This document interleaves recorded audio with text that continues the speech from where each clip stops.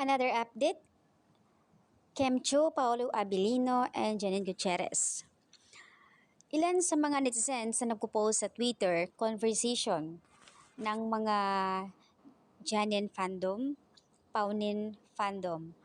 Di umano'y nagbigay raw si Paulo ng flowers bouquet to Janine.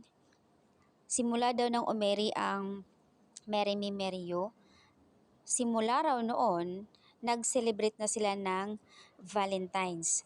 So nakatatlong Valentine's na nagbigay daw itong si Pao ng bouquet flower with the family ni Janine. So yun po yung conversation nila na nilatag nila yung resibo sa Twitter. At doon sinagot naman ng karamihan kung talagang nagbigay si Paulo kay Janine, edi sana ipinost niya kasi proud siya kung boyfriend niya si Paulo. Sinabi naman ng karamihan na hindi pwede i-post ni Janine dahil masisira ang promotion dahil walang magbubyos doon sa Linlang and WWSK. Sa katunayan, mas marami pang fandom ang Kim Pao compare sa Paunin. Kapag ginawa raw yon ni Paulo, hindi mangyayari yon. Hindi naman daw katulad ni Kim na binigyan na talagang ipinost kaagad na mayroon pang lantarang pangalan. At ito pa, mayroon pang isang fandom na nag-post. I think nakita sila or something, sinishared lang sa kanila na nag-private date daw ang Kim Pao. Makikita sa picture, ang ganda ng sit-up na mayroon pang mga talagang nakalatag na flowers sa seat nila, doon sa mismo sa table. So ano kaya yung totoo doon sa sinasabi ng mga netizens na nagbigay di umano? Pero sabi naman ng karamihan na ayaw magpapatalo ang Paunin kasi syempre alam nila na dihado or something, nasasaktan. Hindi daw makamove on. Dapat accept nyo na kung ano yung nakikita nyo sa Kim Pao ngayon. Hindi na dapat kayo magbigay ng mga ibang reaksyon or kung ano pa yung mga sinasabi nyo kasi nga aminin nyo man o hindi, wala na ang Paunin.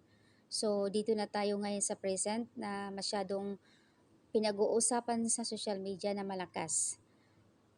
Move on na kayo at Paunin. So yun po yung mga comment nila dito. Marami nagbigay komento dito sa post na ito. Nakakaloka. So ayan, dito naman kinilig sa post na isang fandom.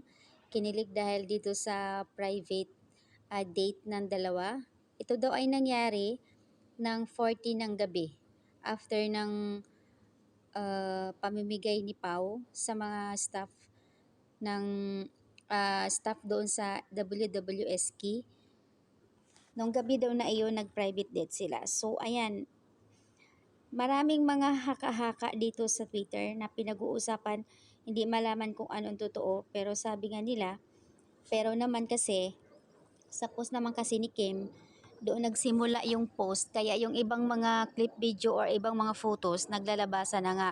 So, meaning to say, sabi nila, unti-unti na nga nilalabas nila resibo about doon kay Kim Pao. Kaya yung mga Paunin na sinasabi nila, move on na kayo.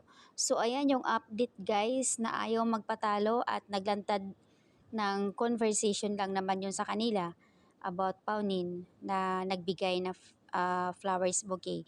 At dito naman talaga sa Kim Pao as in lantara na may ebidensya. So, ayan ang update guys.